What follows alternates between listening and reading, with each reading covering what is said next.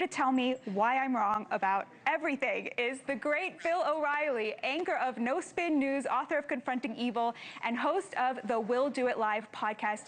Bill, I've never wanted to be more wrong about something in my entire life, and I'm really hoping you will help me here. Well, I don't know if I can help you, Batya, but I can give you perspective.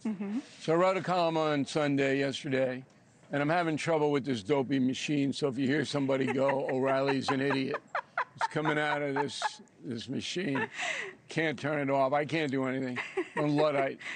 So I wrote a column, and it said, look, things change in war, and that's what everybody is missing here. So when you start a war, as we did, and it was a noble gesture to try to protect us and the world from a nuclear weapon that a terrorist state almost surely had.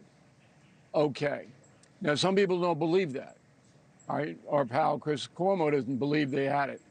But the evidence is so overwhelming that they were close that a guy like Trump is basically going to say, look, we're not going to take the chance. We want this regime changed anyway. So we're going to start a war. And they did. Once you start a war, and I said this at the very beginning, unintended consequences roll in, things that you never anticipated. One major error by the Pentagon was they did not war game the Strait of Hormuz. I can't explain it. Nobody knows why they didn't. But certainly that should have been taken into account when you say, well, if we don't get regime change, if the mullahs tough it out, they're going to try to strangle the world economy by screwing up the Strait of Hormuz. What do we do? And anything we do, you don't have it. That's a strategical error. And we make them all the time. We made them in Vietnam. We made them in World War II. We made them in Korea. Anybody in that war scenario is going to make them.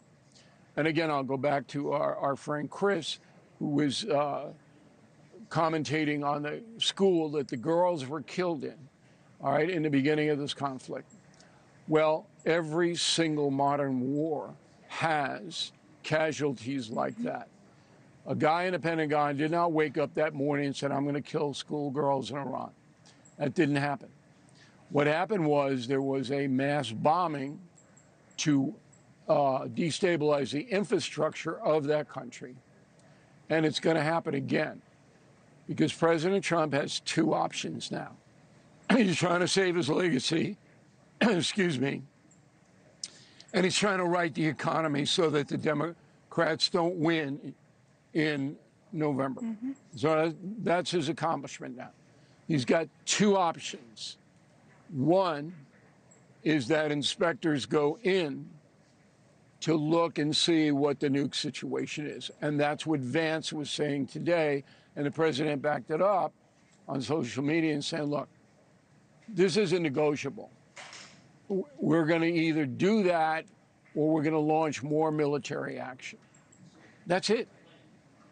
There's nothing else, okay? So the mullahs either let the inspectors in or we're going to have to bomb them again. If we bomb them, more school girls are going to be killed. Okay, this is what war is. I don't justify it. It's horrible. But if you think in this age where you're using the most powerful weapons on earth, that civilians aren't going to be affected, you're crazy. They are. And so the mullahs have been presented with that. This is it. This is your take. Either let the weapons inspectors in, and why you wouldn't do that is beyond me. Okay? Even if you have nukes, nobody's going to do anything to you. It's going to take them away. Okay? But you still want your people to go through this? It's unfathomable. So that's where we are right now. It's not a matter of right or wrong, or I misassessed in the beginning. It's a matter of war is fluid. But Bill, Okay? let me just push back on this for a second, okay?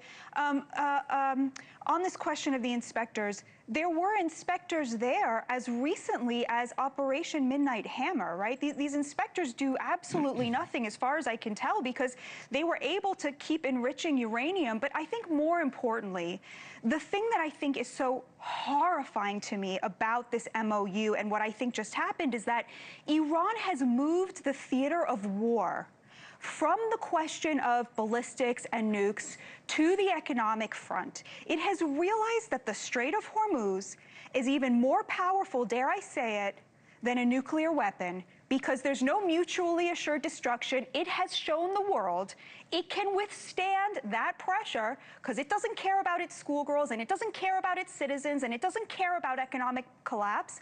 But we do. We can't even sustain $1 more a gallon for gas. And so it has moved the whole theater of war to the place where it has complete supremacy. And I just don't see, what do we have left to negotiate with, because they don't care about being bombed. They don't care about having the Strait closed. And I don't see what we can offer them that is better than what they realize they already have, which is the ability to charge tolls on the Strait of Hormuz, and nobody will fight them on that front. I don't know about that toll business. But you're right, they don't care about their own people. But Trump will obliterate their infrastructure. That's what's going to happen. And that'll be almost impossible for the mullahs to recover from that. It'll be done from the air, it'll be blown up, and it'll be a savage response. As far as the weapons inspectors, the last time they were even close, Batya, to examining uranium was 2019. Okay? Trump was in office, and he didn't like the Obama deal anyway for that very reason. There was no verification. In 2019, when the Austrian inspectors got in, they saw that Iran had violated the Obama deal, and it was public. They published it, okay, that they, mullahs, violated the deal with the United States. That drove Trump nuts. And that's why this whole thing happened, because Netanyahu of Israel said, look, we got a chance to get their leadership all in one swoop, and maybe they'll get overthrown if people rise up. People didn't rise up because they were killing them at a rate that was horrifying. The mullahs are killing their own people. And so that didn't happen. So then you got to switch to plan B. And then plan B was, okay, what Iran has figured out is they can probably cause a worldwide depression by all this stuff in Hormuz. And I don't know the extent of the Trump administration's knowledge of that potential before they took the initial action. I don't know. What would the correct way to prepare for that have been? I keep asking people this. What would the right way have been to prepare for the closure of the Strait of Hormuz? Because we're going to have to deal with this again in 60 days or in 6 months or whatever. They're never going to make a deal with us. What is the right thing to do in future? Well, I think they'll make a deal with us, but they probably won't uphold the deal. Because there's a lot of money attached to it, and the Iranians need money to rebuild their country, which Trump can take out in 48 hours. And Trump knows that.